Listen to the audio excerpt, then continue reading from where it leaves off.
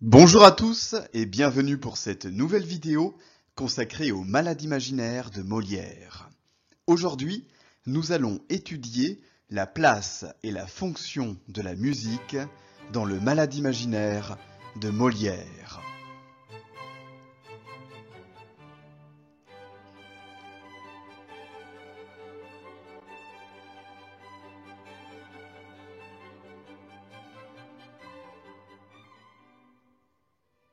Le malade imaginaire est une comédie-ballet, c'est-à-dire que c'est un spectacle qui mêle le théâtre, le chant, la musique et la danse. De plus, la comédie, le chant et la chorégraphie doivent avoir le même thème. Ce sont souvent les questions liées à l'amour et au mariage qui sont au centre de la comédie-ballet.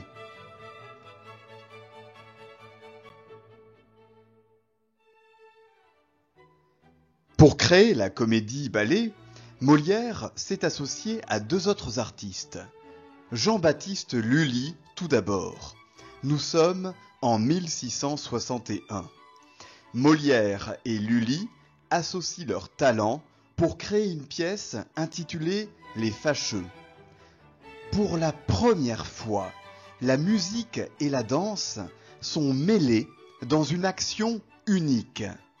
Cette comédie-ballet, en 3 actes et en vers, est un succès immense. Elle est jouée 106 fois du vivant de Molière.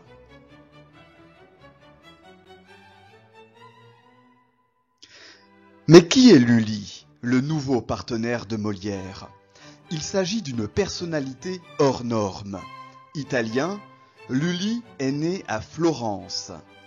Compositeur baroque, il rejoint la cour du roi Louis XIV. À force de manigance, il parvient à gravir les échelons. Il devient ainsi le surintendant de la musique royale. Il devient, autrement dit, le compositeur attitré du roi. Il obtient la nationalité française en 1661 et il collabore avec Molière sur plusieurs projets. Mais son orgueil rend la relation avec Molière impossible. Il obtient d'ailleurs les droits sur toutes les œuvres qu'il compose, y compris sur les projets menés avec Molière. Lully finira par perdre la protection du roi quand la cour découvrira notamment la sexualité débridée du compositeur.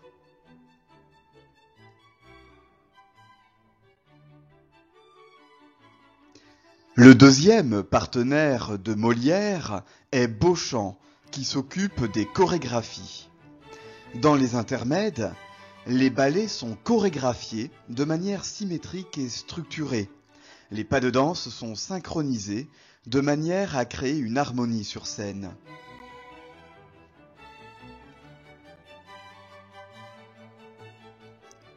Lully, Beauchamp et Molière composent ensemble 8 comédies-ballets. Les Fâcheux, Pastoral comique et le Sicilien, L'amour médecin, Georges Dandin et Monsieur de Pourceaugnac, et enfin Les Amants magnifiques et Le bourgeois gentilhomme. Les plus connus parmi toutes ces comédies-ballets sont Les Fâcheux, Georges Dandin, Monsieur de Pourceaugnac et Le bourgeois gentilhomme.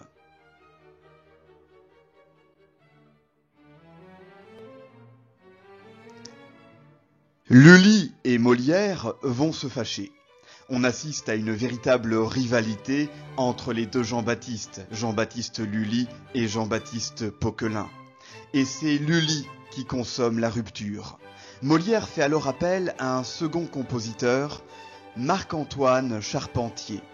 Ensemble, ils vont créer le Malade imaginaire en 1673.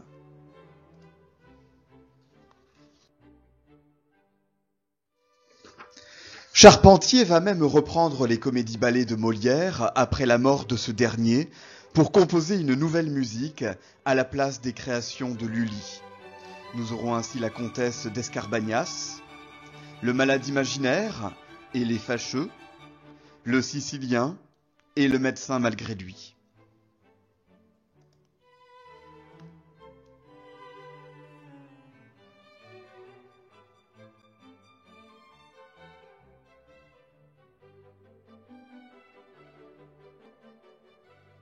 Concentrons-nous à présent sur le malade imaginaire. Dans cette pièce, la musique a d'abord une fonction de décor. Il y a un décor sonore dans le malade imaginaire qui contribue à créer une ambiance à la fois légère et comique.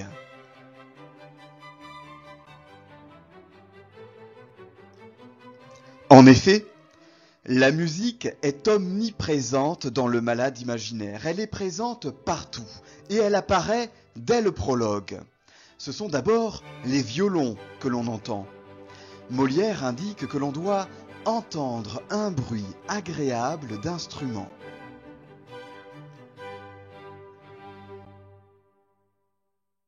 Ensuite, les instruments de musique réapparaissent dans le premier intermède. Les violons et le luth accompagnent Polichinelle, qui est le compagnon de Toinette. Les coups de bâton que reçoit Polichinelle sont donnés en cadence. Mais la musique s'introduit également au cœur de l'intrigue. Ainsi, Cléante et Angélique chantent ensemble au cœur de l'acte 2, scène 5. Puis, la musique domine à nouveau dans le deuxième et le troisième intermède. Le deuxième intermède est une série de danses entremêlées de chansons. De même, le troisième intermède est décrit comme une cérémonie burlesque en récits, chants et danses.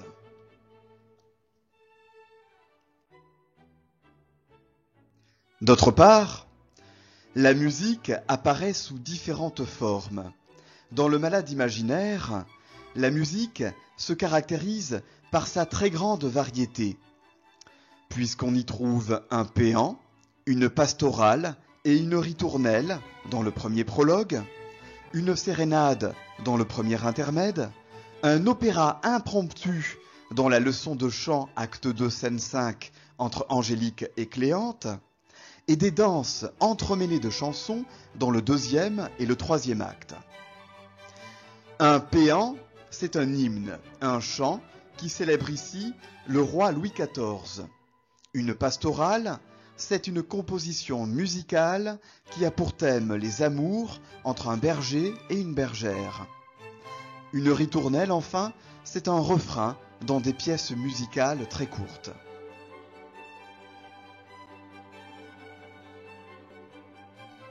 Mais surtout, ce qui est intéressant, c'est que les chansons et la musique ne sont pas séparées du reste de la comédie. Elles ne servent pas seulement de décor. La musique et la chanson ont plusieurs fonctions.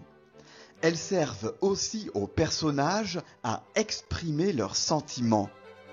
Autrement dit, la musique et la chanson ont une fonction dramatique.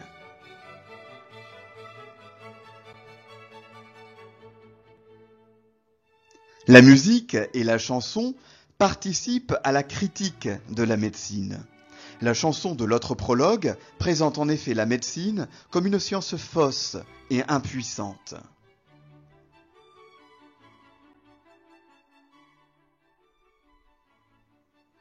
De même, la pastorale dans le prologue n'est pas sans rappeler la scène de la leçon de musique dans l'acte 2 scène 5 entre Angélique et Cléante.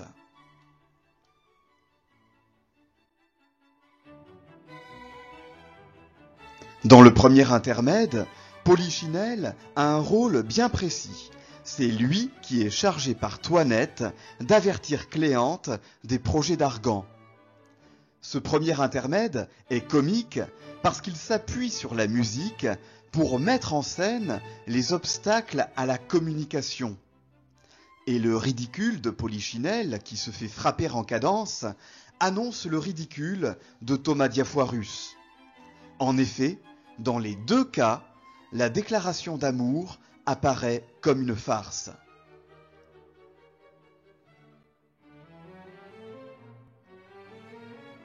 La musique est aussi le moyen par lequel Cléante et Angélique finissent par avouer leur amour dans l'acte 2, scène 5. Autrement dit, la musique permet aux amants de communiquer au nez et à la barbe d'Argan.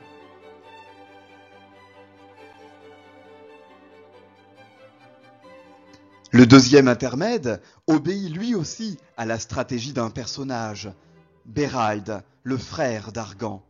En effet, Bérald a l'idée de proposer à son frère Argan de regarder des danses mêlées de chansons. Le but de ce divertissement est d'adoucir Argan. Il s'agit d'utiliser la musique pour préparer Argan à écouter le plaidoyer de Bérald en faveur d'Angélique. Et comme toujours chez Molière, le divertissement nourrit la réflexion. Le spectacle auquel assiste Argan transmet une philosophie de vie épicurienne. Profitez du printemps de vos beaux ans, donnez-vous à la tendresse. Le but du deuxième intermède est d'inciter Argan à écouter son cœur pour permettre à Cléante et à Angélique de s'aimer librement.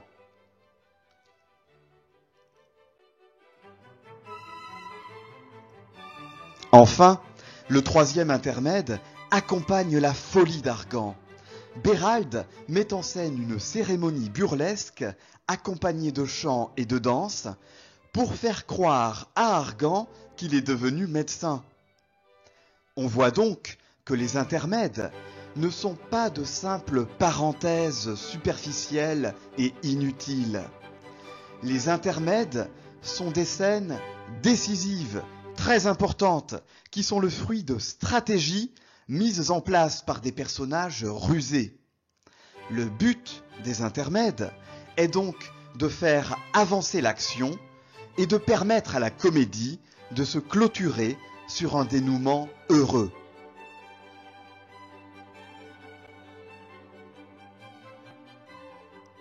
Le troisième intermède renoue avec la critique de la médecine.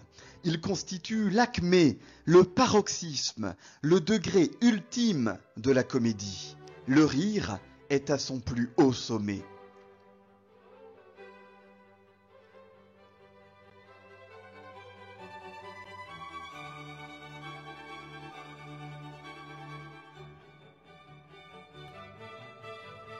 Ainsi, on aurait tort de séparer la comédie de la musique, car la musique contribue au rire dans la comédie.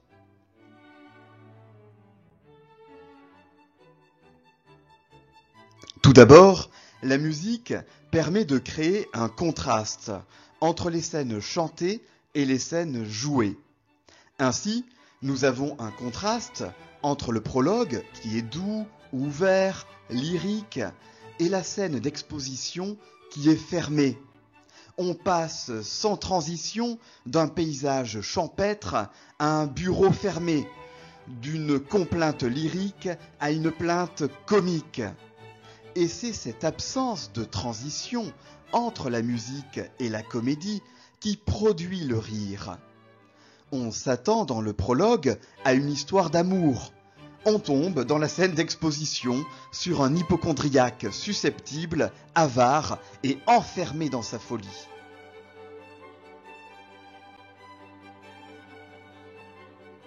De même, le contraste entre l'acte 2, scène 9 et le deuxième intermède musical est très drôle, car l'intermède offre un moment doux, joyeux, philosophique, juste après la crise de colère d'Argan. Et c'est ce contrepoint qui est comique.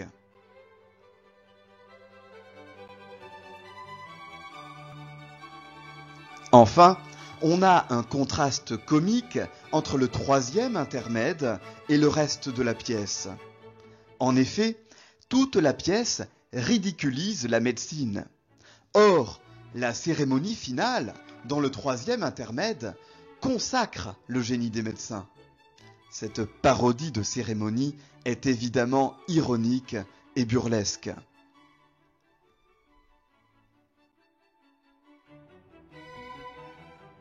D'autre part, la musique contribue à la comédie parce qu'elle permet de renforcer la farce. Ainsi, le premier intermède est une scène typique de la comédie italienne. La sérénade de Polichinelle est une farce.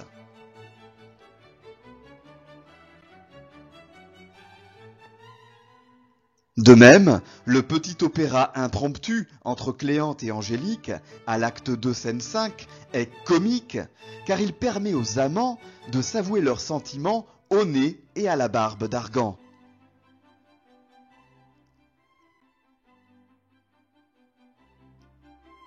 Enfin, le troisième intermède est une scène burlesque.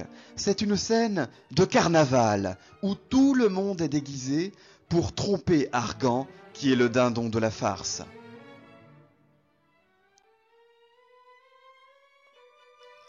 De plus, la musique renforce l'ironie, et il ne faudrait pas sous-estimer la musique des mots.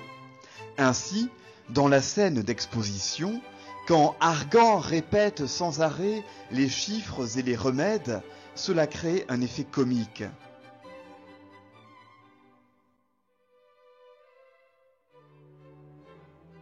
Dans l'acte 2, scène 5, Diafoirus père et Argan parlent en même temps. Cela crée une cacophonie qui montre le ridicule de ces personnages. Et dans l'acte 2, scène 6, les mots latins que les Diafoirus accumulent créent une musique comique.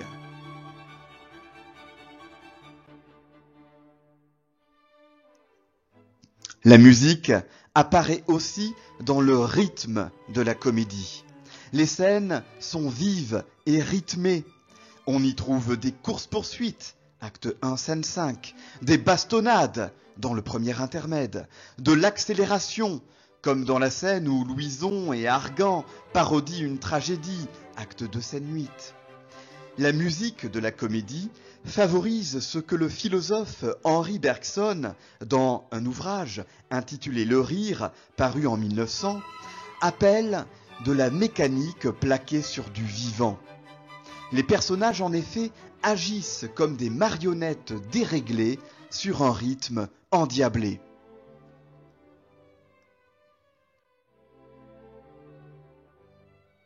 En outre, les répliques ironiques de Toinette ou de Cléante et les insultes d'Argan interviennent comme des contrepoints ironiques qui contribuent au rythme endiablé de la comédie.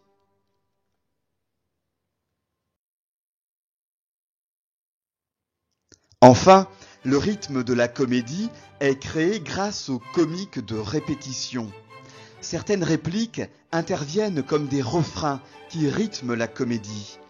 Dans l'acte 2, scène 8, Argan répète sans cesse « Et puis après » face à Louison. Dans l'acte 3, scène 5, face aux menaces de son médecin, Argan répète comme un automate « Monsieur Purgon !» Et dans l'acte 3, scène 10, Toinette, déguisée en médecin, ne cesse de répéter « Le poumon !» et « Ignorant !» On voit donc que le texte de la comédie a intégré des éléments de rythme musical, ce qui renforce le rire.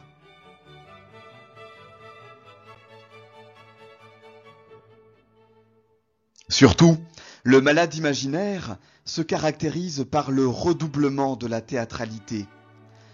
De nombreuses scènes présentent du théâtre dans le théâtre, de la comédie dans la comédie. C'est ce que l'on appelle la mise en abîme.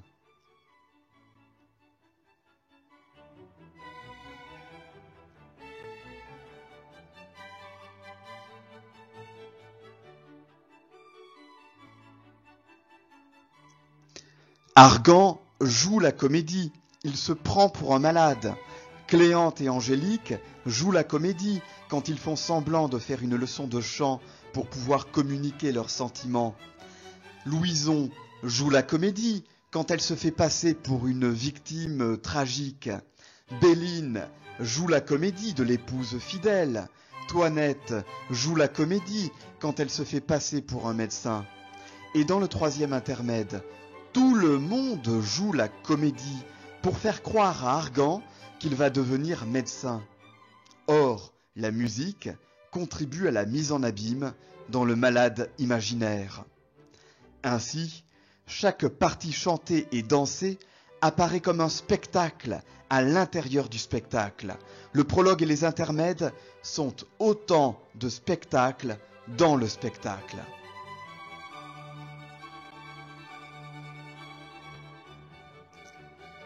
Par conséquent, la musique n'est pas un simple complément au théâtre. La musique redouble le théâtre. Elle réfléchit le théâtre, comme on dit d'un miroir qu'il réfléchit l'image.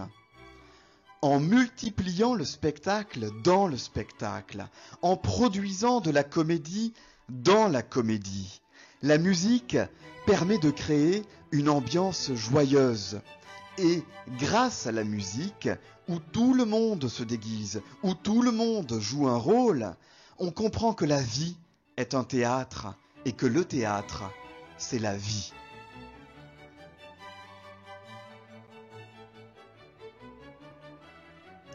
En conclusion, on peut dire que la musique, dans le Malade imaginaire, est omniprésente. Elle apparaît aussi bien dans les intermèdes que dans les scènes de théâtre. Enfin, la musique ici a 3 fonctions. Tout d'abord, elle permet de créer un décor sonore qui a une fonction dramatique, parce qu'elle permet à l'action d'avancer et elle permet aux personnages d'avouer leurs sentiments. Ensuite, la musique a une fonction comique. Elle contribue à la farce, au burlesque, à l'ironie. Enfin, la musique a une fonction réflexive, car elle renforce la mise en abîme et la réflexion du spectateur. 3 fonctions de la musique dans le Malade imaginaire de Molière. Fonction dramatique, fonction comique et fonction réflexive.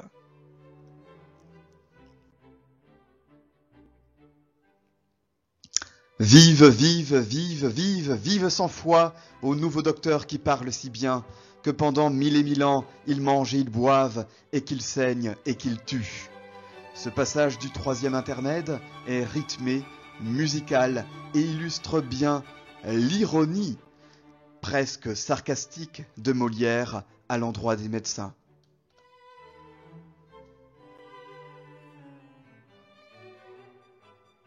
Cette vidéo consacrée à la musique dans le Malade imaginaire de Molière est à présent terminée. Je vous remercie de m'avoir suivi et je vous remercie de m'avoir écouté. Maintenant, c'est à vous de jouer grâce au quiz. Pour y accéder, il suffit de noter le code qui apparaît sur votre écran. Quant à moi, je vous dis à bientôt pour de nouvelles vidéos et de nouvelles aventures. Ciao!